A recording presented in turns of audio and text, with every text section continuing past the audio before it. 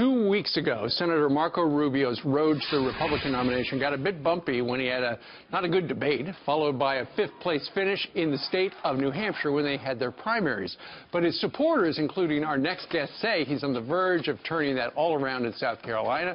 Republican Senator from South Carolina, Tim Scott, is a surrogate for the presidential campaign, and he joins us today from Columbia, South Carolina, to tell us why. Good morning to you, Senator. Good morning. It's good to be back on Fox. Senator, great to have you. I heard you say that you thought it was a good thing that Marco Rubio went through what he did in New Hampshire. In what way? Well, there's no doubt that every major opportunity is preceded by major obstacles, and Marco saw his in New Hampshire. His response was perfect from my perspective. We like humble people, and the fact of the matter is when Marco Rubio says, it's on me, it's not on my campaign, it's not on my manager, it's not on something else, it was my mistake.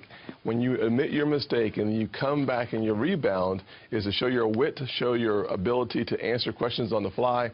There's no doubt that Marco Rubio taught us a lesson about how to have a new beginning here in South Carolina, and it has been fantastic. All right, so Marco Rubio getting a lot of support in the state, including Governor Haley and her recent endorsement of Marco Rubio. So we're not really seeing this show up in the latest polls, at least. Why do you think that is?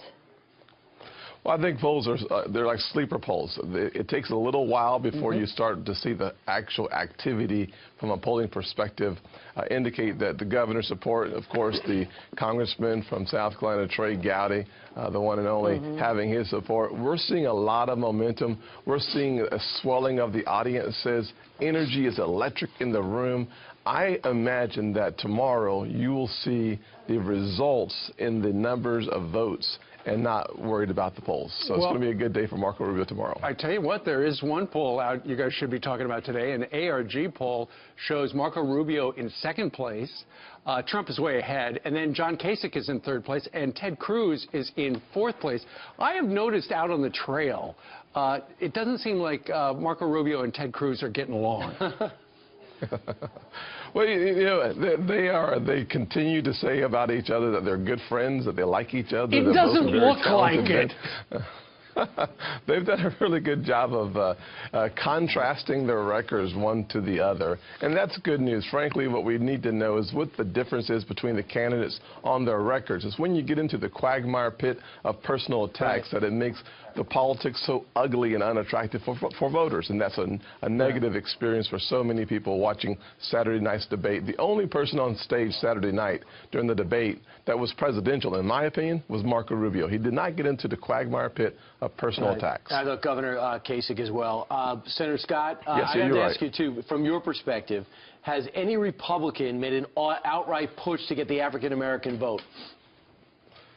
You know, that's a good question. I would say no. The fact of the matter is that what we really want from our candidates is not a specific push towards any specific demographic.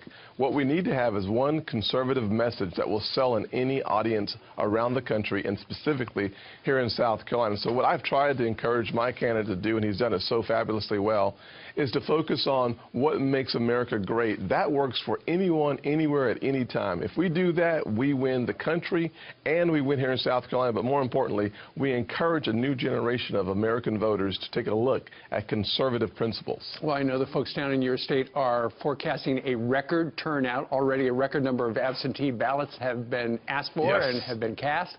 So it looks like it's going to be a big day. Kicks off tomorrow, 7 a.m. Eastern time in South Carolina. Senator, thank you very much for joining us today.